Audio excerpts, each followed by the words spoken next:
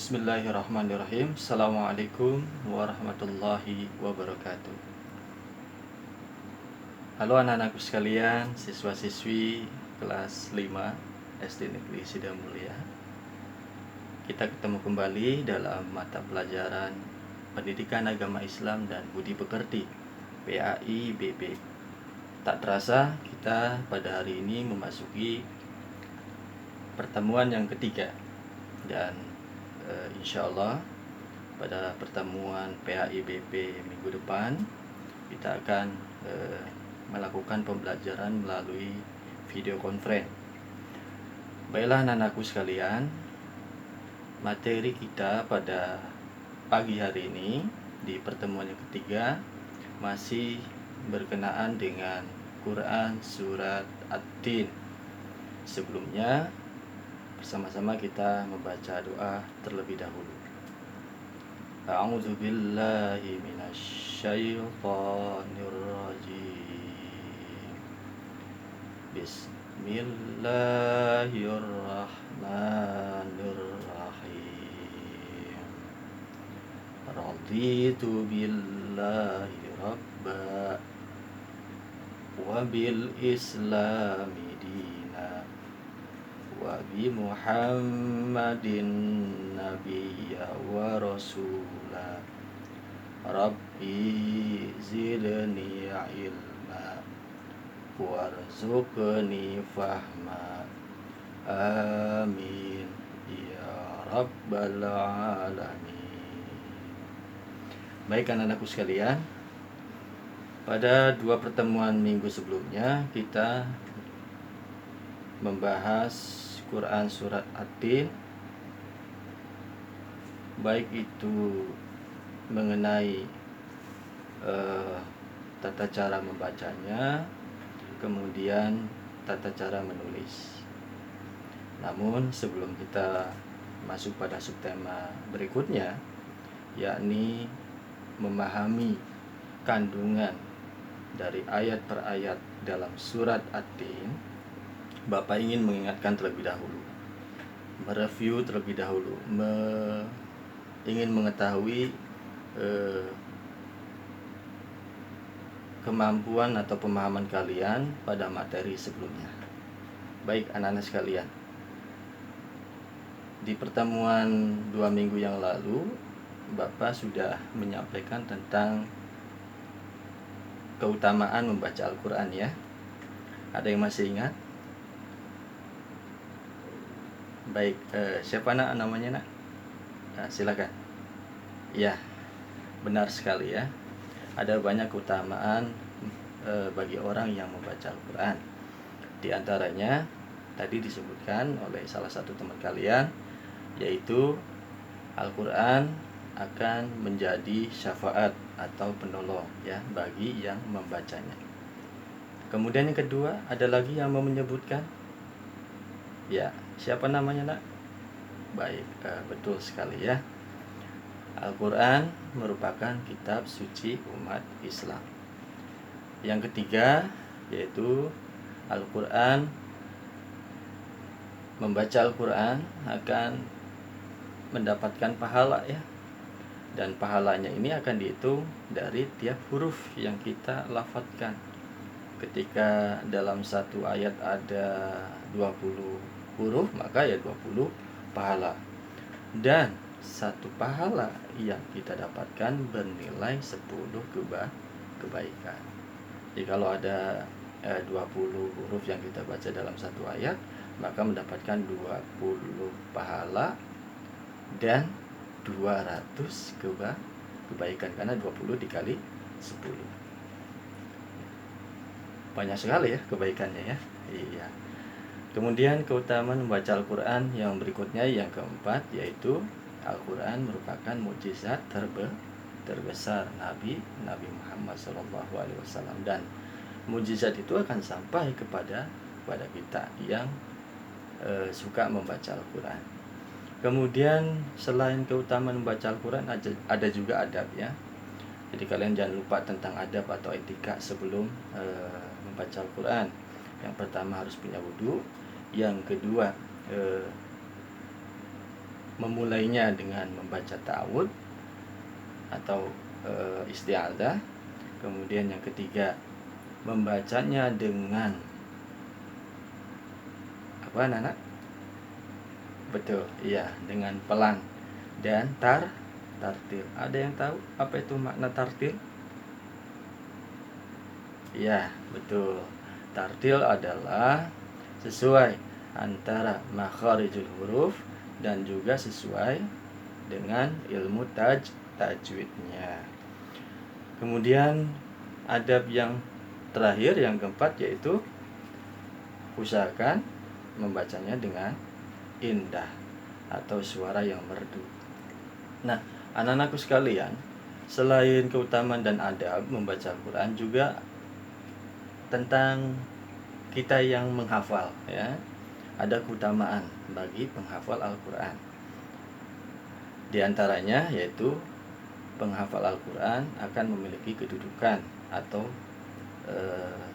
mendapatkan surga, ya, di akhirat nanti. Kemudian yang kedua, bagi penghafal Al-Quran akan menjadi orang yang diutamakan atau diprioritaskan saat menjalankan sholat jamaah, ya, untuk menjadi imam. Jadi imam sholat jamaah itu akan lebih mengutamakan bagi penghafal Al-Quran. Kemudian yang ketiga, penghafal Al-Quran akan menjadi pemimpin, ya, pemimpin secara umum.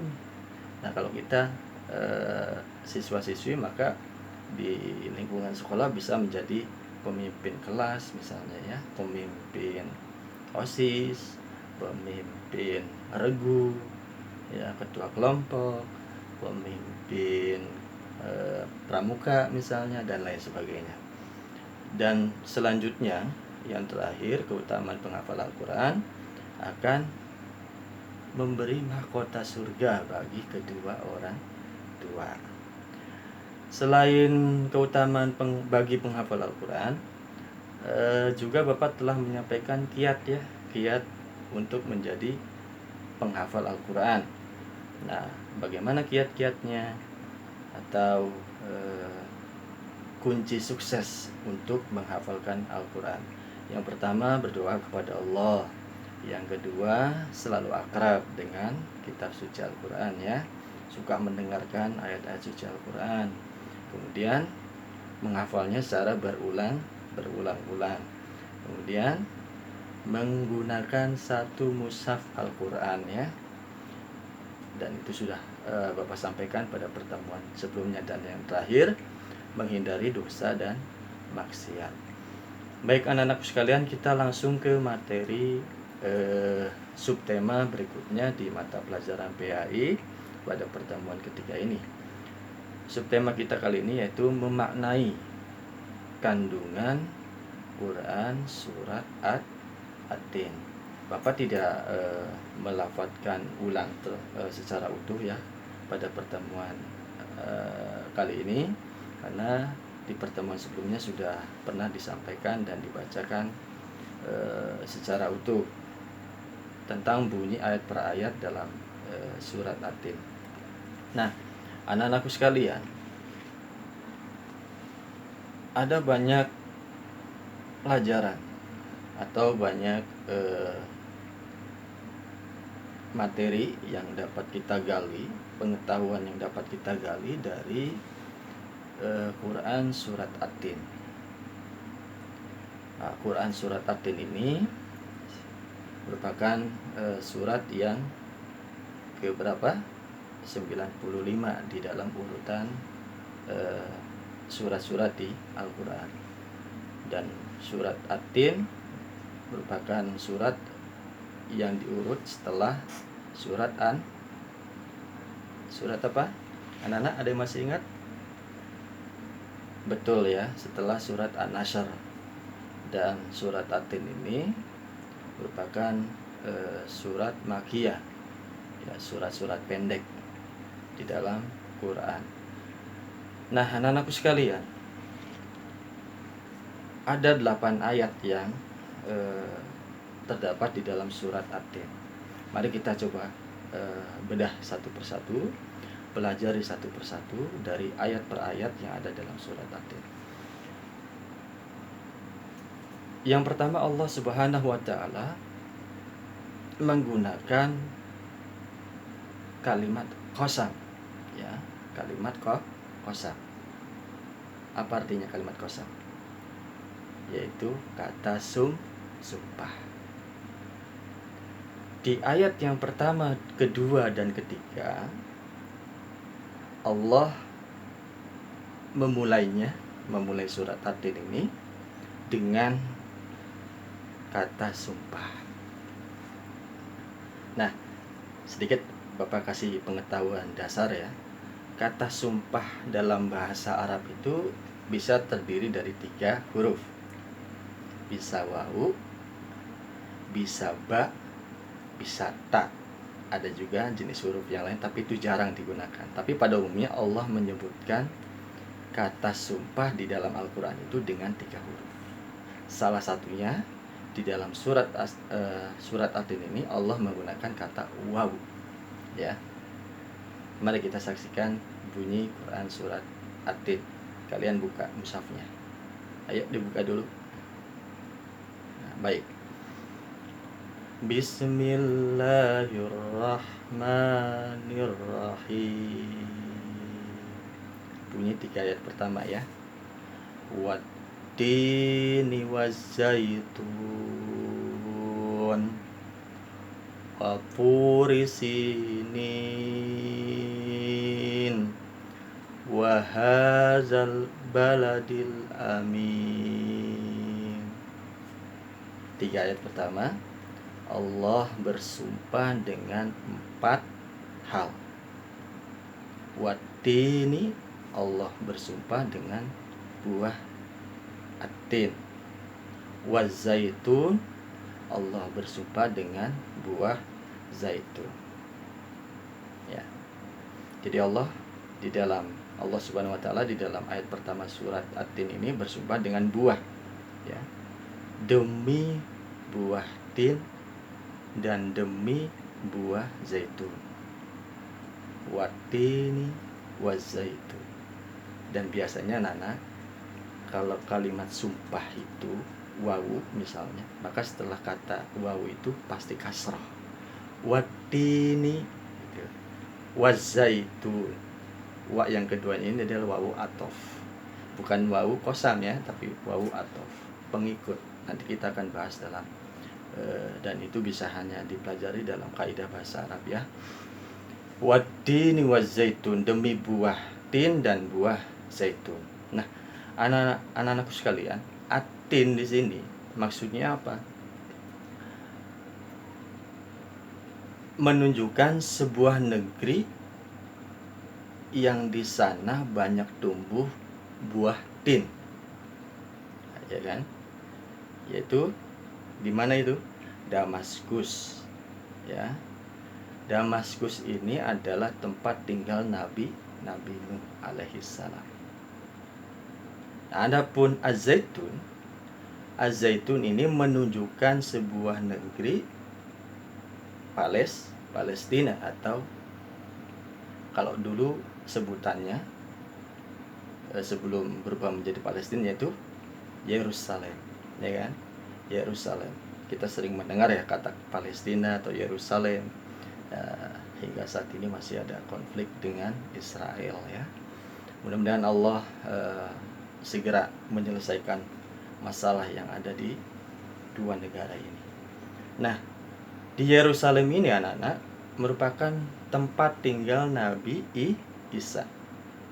Kalau At-Tin itu menunjukkan sebuah tempat Damaskus di mana Nabi Nuh alaihissalam tinggal. Nah, kalau Az-Zaitun itu menunjukkan negara Palestina, ya, di mana tempat Nabi Isa alaihissalam tinggal.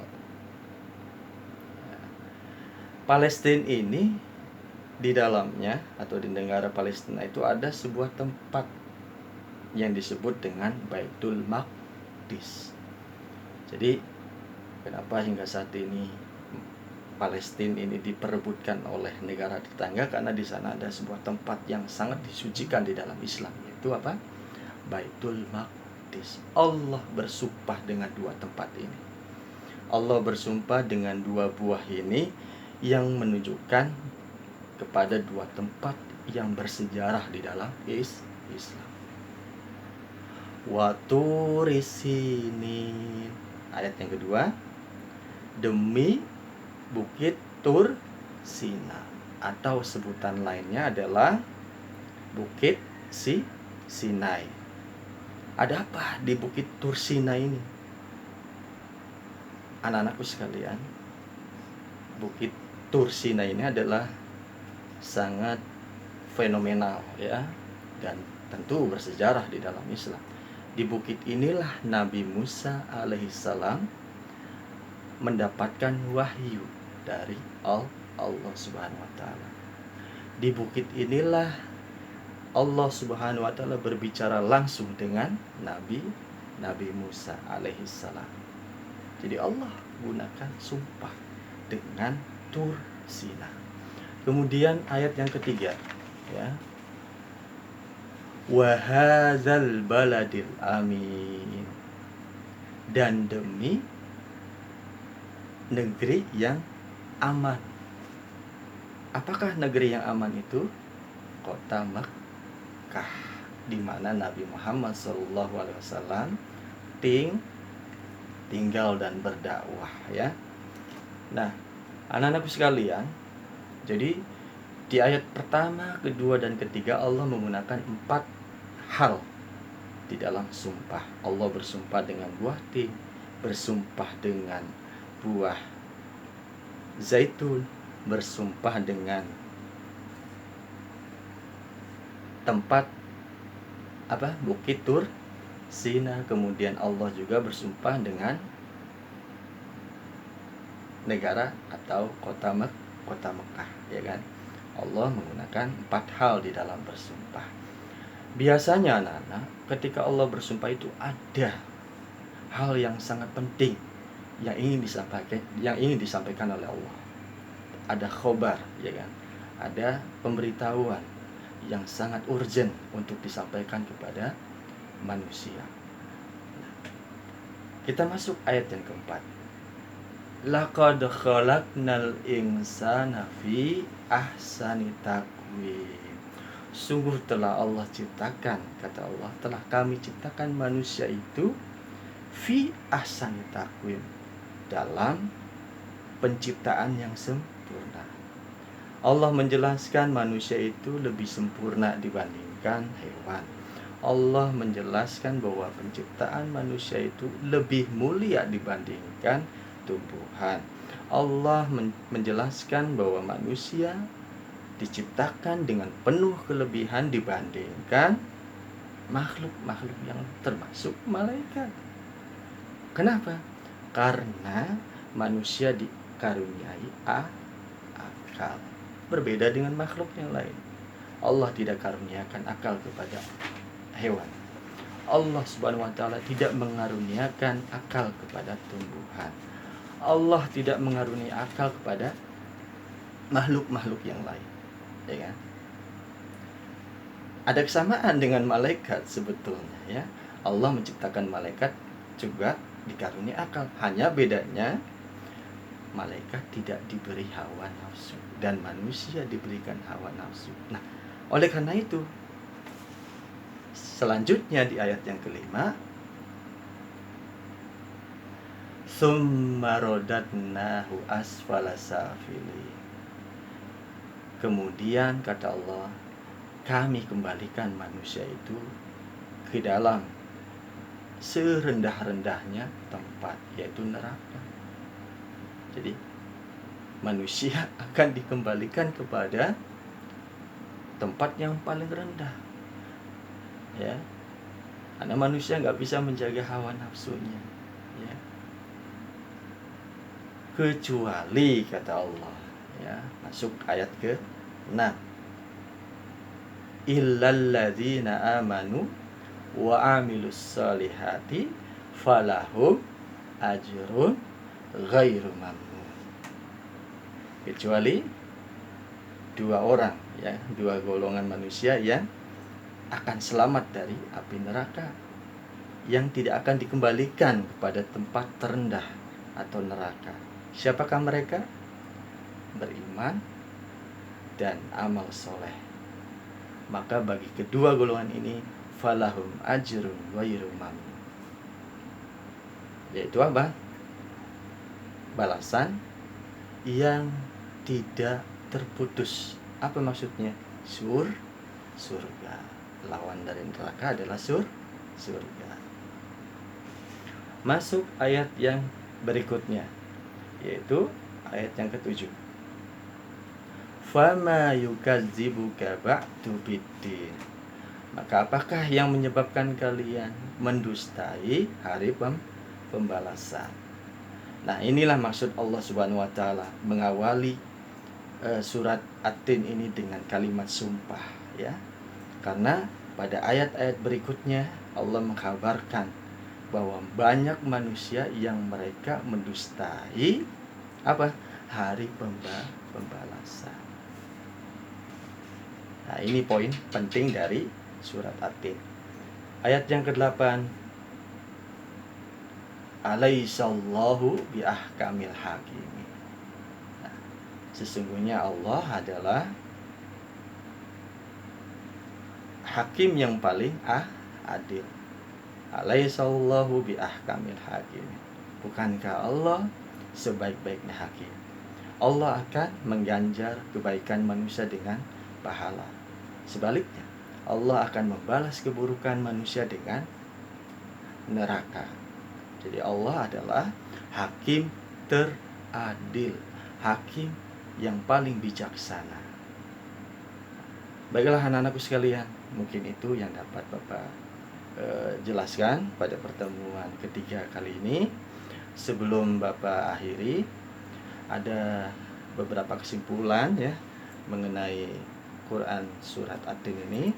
Yang pertama, bahwa manusia adalah makhluk yang paling sempurna dalam hal penciptaan dibandingkan dengan makhluk yang lain. Yang kedua, Allah Subhanahu wa taala adalah seadil-adilnya hakim. Dan yang ketiga, mengenai surat At-Tin ini, kalian bisa mengambil banyak hikmah tentang sejarah turunnya Quran surat At-Tin. Sebelum Bapak tutup, ada evaluasi, silakan kalian saksikan soal-soal yang ada di belakang Bapak, ya. Perhatikan dengan baik dan tulis di buku latihan kalian. Baiklah anak-anak, tugas pertemuan hari ini. Yang pertama, tulislah Quran surat At-Tin ayat ke-3. Kedua, apakah kelebihan manusia dibandingkan dengan makhluk yang lain? Ketiga, arti dari al-baladil ami adalah. Keempat, buah tin banyak tumbuh di kota. Kelima, urutkan potongan-potongan ayat berikut. Potongan pertama kholakna, potongan ayat kedua laqad, potongan ayat ketiga takwim, potongan ayat keempat al-insan, potongan ayat kelima ahsani. Baiklah anak-anak, selamat belajar dan mengerjakan tugas. Tetap semangat, jaga kesehatan, dan berbakti kepada orang tua. Nasrum minallah wa fathun qarib. Assalamualaikum warahmatullahi wabarakatuh.